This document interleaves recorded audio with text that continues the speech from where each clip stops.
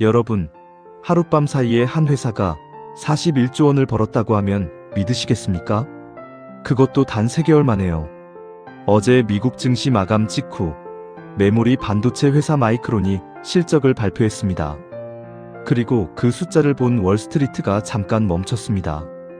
오늘 이 영상을 끝까지 보시면 단순히 마이크론 한 회사 이야기가 아니라 지금 우리 삼성전자와 SK하이닉스에 그리고 3분기에 여러분 지갑에 무슨 일이 벌어질지가 한눈에 보이실 겁니다. 먼저 숫자부터 보겠습니다. 마이크론의 이번 분기 매출은 414억 6천만 달러. 우리 돈으로 약 62조 원입니다. 그런데 중요한 건 이 숫자가 아니라 증가 속도입니다. 바로 직전 분기보다 74%, 1년 전 같은 기간과 비교하면 무려 346% 늘었습니다. 1년 전 같은 분기 매출이 93억 달러였는데 1년 만에 매출이 4배 넘게 뛴 겁니다. 시장이 예상했던 358억 달러도 가볍게 넘겼습니다. 순이익은 더 충격적입니다. 282억 4천만 달러, 약 42조 원. 주당 순이익은 24달러 67센트를 기록했습니다.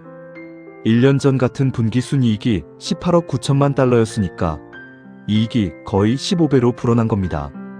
그런데 제가 오늘 영상에서 가장 강조하고 싶은 숫자는 따로 있습니다.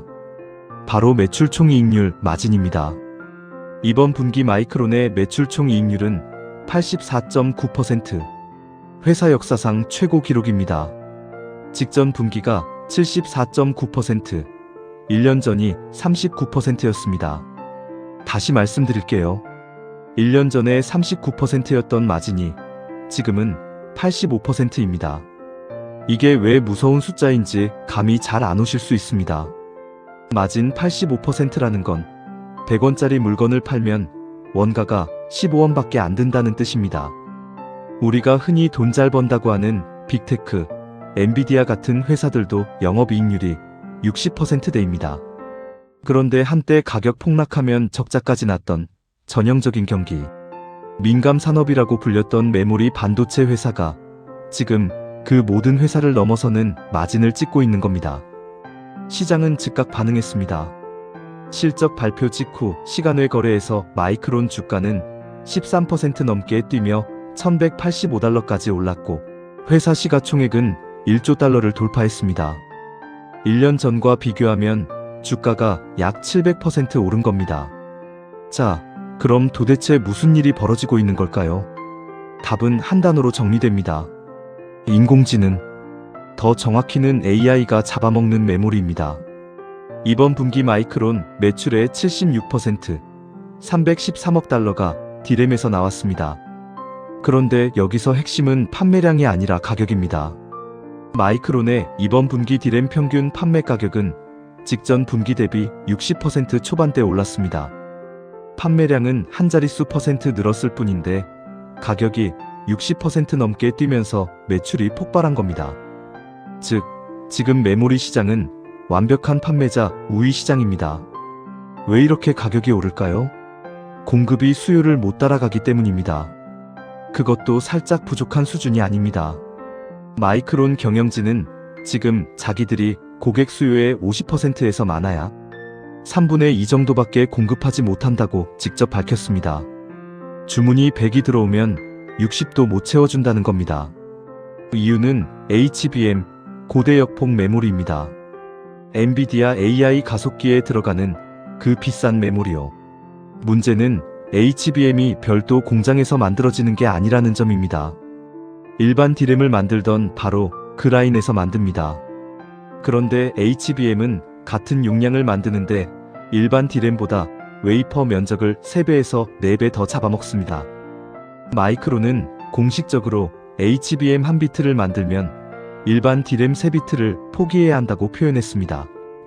AI가 HBM을 빨아들이니까 일반 D램 공급이 줄고 그래서 우리가 쓰는 PC램 가격까지 같이 폭등하는 구조입니다. 마이크론은 차세대 제품인 HBM사에서도 누적 매출 10억 달러를 이미 넘겼고 HBM사 12단 제품 양산 속도가 이전 세대보다 2배 빠르게 올라오고 있다고 밝혔습니다. 즉, 가장 비싼 제품의 비중이 계속 커지고 있다는 뜻입니다. 여기서 AI가 도대체 메모리를 얼마나 먹는지 감을 잡아야 합니다. 2020년에 나온 엔비디아 A100 가속기에 들어간 HBM은 80GB였습니다. 2023년 H200은 141GB, 2025년 B300은 288GB로 늘었고 2027년에 나올 차세대 루빈 울트라에는 가속기 하나에 무려 1TB, 그러니까 1024GB가 들어갈 예정입니다. 불과 몇 년 사이에 칩 하나당 메모리 탑재량이 10배 넘게 뛴 겁니다. 그런데 데이터 센터에 들어가는 가속기 숫자 자체도 폭발하고 있죠. 수요가 곱하기로 늘어나는 구조입니다. 게다가 빅테크들의 내년 클라우드 투자 규모는 7천억 달러를 넘어설 거라는 전망까지 나옵니다. 공급은 산술적으로 느는데 수요는 기하급수적으로 늘어나는 겁니다. 가격이 안 오르는 게 오히려 이상한 상황이죠. 그런데 이번 실적에서 진짜 게임 체인저는 따로 있습니다. 숫자가 아니라 계약 구조입니다. 마이크론은 이번에 16건의 전략적 고객 계약, 영어로 SCA를 발표했습니다. 이 계약들의 최소 보장 매출이 약 1000억 달러, 우리 돈으로 150조 원에 달합니다. 계약 기간은 2026년부터 2030년까지 5년. 그런데 핵심은 이게 테이크 마이너스 오 마이너스 페이, 즉 가져가든 안 가져가든 정해진 물량은 무조건 사야 하는 계약이라는 점입니다. 마이크론 디램 물량의 약 20%, 낸드 물량의 3분의 1이 이장기 계약으로 묶였습니다. 가격에는 하한선도 걸려 있는데 그 하한선이 과거 어떤 호황기, 마진보다도 높은 수준을 보장하도록 설계됐습니다. 이게 왜 중요할까요? 지금까지 메모리 산업은 전형적인 사이클 산업이었습니다. 호황이 오면 너도 나도 증설하고, 그러다 공급 과잉이 오면 가격이 폭락하고, 적자가 나는 그 롤러코스터를 수십 년간 반복했습니다. 그래서 시장은 메모리 회사를 늘 커머디티, 즉 원자재 취급하며 낮은 가치를 매겼습니다. 그런데 지금 마이크론이 하는 건 스팟 가격에 그때그때 파는 방식이 아니라 미리 정한 가격에 몇 년치를 통째로 계약하는 방식입니다. 이건 원자재 비즈니스가 아닙니다. 인프라 비즈니스입니다. 그리고 시장은 결국 원자재와 인프라를 완전히 다른 잣대로 평가합니다. 마이크론이 1조 달러 회사가 된 진짜 이유가 바로 여기 있습니다. 여기서 끝이 아닙니다. 마이크론이 내놓은 다음 분기, 그러니까 4분기 가이던스가 이번 실적보다 더 셉니다. 매출 500억 달러, 약 75조 원. 매출 총 이익률은 약 86%. 주당 순이익은 31달러를 제시했습니다. 방금 본 사상 최대 분기를 발표하면서 다음 분기는 그것보다 더 좋을 거라고 자기 입으로 말한 겁니다. 회사는 이 강력한 수급 상황이 2027년을 넘어서까지 이어질 거라고 전망했습니다. 신규 공장을 짓는데 4년에서 5년이 걸리는데 지금 당장 늘릴 수 있는 공급은 거의 없기 때문입니다. 그럼 마이크론은 공급을 못 늘리는 걸까요? 안 늘리는 게 아니라 늘리는데 시간이 걸리는 겁니다. 마이크론은 올해 설비 투자에만 약 270억 달러, 우리 돈 40조 원을 쏟아붓고 내년에는 그보다 더 늘릴 계획입니다. 그 돈의 상당 부분이 새 공장의 클린룸을 짓는 데 들어갑니다. 문제는 반도체 공장은 돈을 넣는다고 다음 분기에 뚝딱 나오는 게 아니라 짓는 데만 4년에서 5년이 걸린다는 점입니다. 즉, 지금 아무리 투자해도 그 물량이 시장에 풀리는 건 한참 뒤입니다. 그래서 이 공급 부족은 마이크론이 게을러서가 아니라 산업의 구조 자체 때문에 당분간 못 풀리는 겁니다. 회사가 4분기에 더 좋은 실적을 자신하는 근거도 바로 이 구조에 있습니다. 자, 여기서 우리 채널의 정체성, 팩트 체크를 하나 하고 가겠습니다.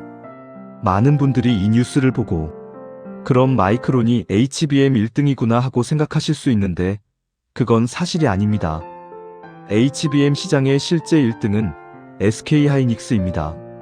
엔비디아의 HBM을 가장 많이 공급하는 회사도 SK하이닉스죠. 마이크론은 오히려 HBM사 양산 일정이 경쟁사보다 한두 분기 뒤처져 있습니다. 그럼 마이크론은 어떻게 이런 실적을 낸 걸까요? 핵심은 HBM 하나가 아니라 HBM 때문에 부족해진 일반 D램과 낸드 가격까지 같이 폭등했기 때문입니다. 실제로 마이크론 경영진은 일반 D램 마진이 특정 시기에는 HBM 마진을 넘어설 만큼 강력하다고 밝히기도 했습니다. 즉, 이건 한 제품의 승리가 아니라 메모리 산업 전체의 가격이 통째로 올라간 사건입니다. 이 차이를 아는 것과 모르는 것은 전혀 다릅니다. 그리고 바로 이 지점에서 이야기는 미국 회사에서 끝나지 않습니다. 마이크론이 받은 충격파는 그대로 한국으로 넘어옵니다.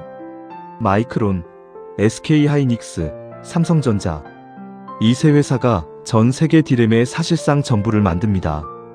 그래서 마이크론 실적은 SK하이닉스와 삼성전자 실적의 예고편이나 마찬가지입니다. 실제로 증권가의 3분기 실적 전망치가 지금 무섭게 올라가고 있습니다.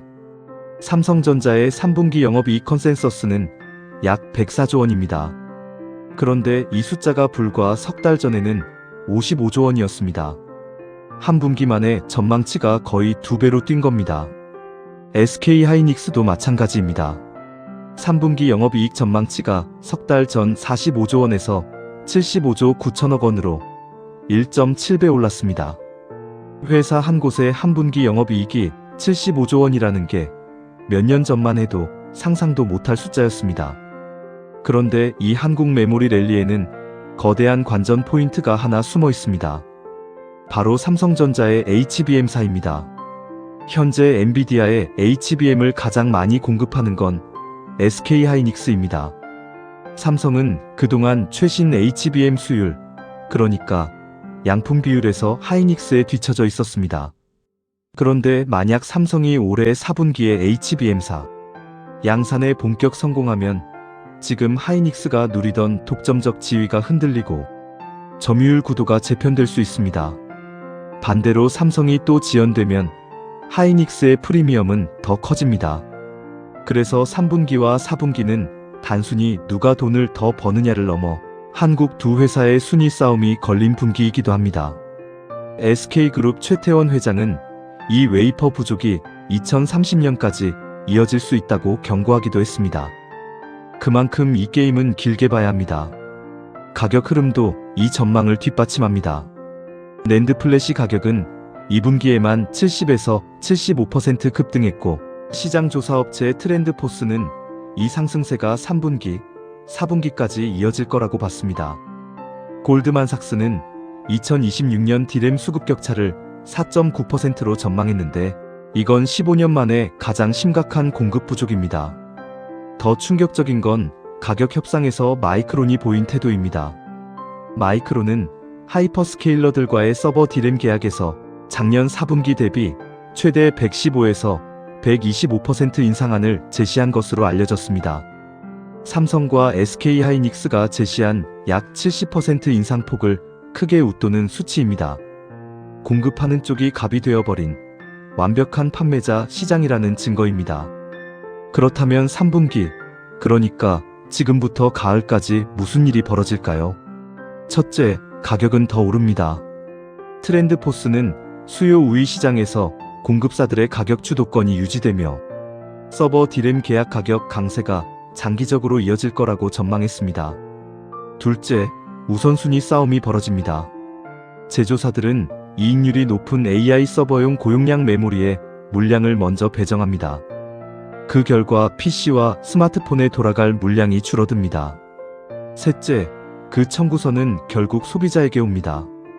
이미 PC 가격은 15에서 20% 올랐고 시장 조사업체 가트너는 2026년 PC 출하량이 11% 넘게 줄어들 거라고 봤습니다.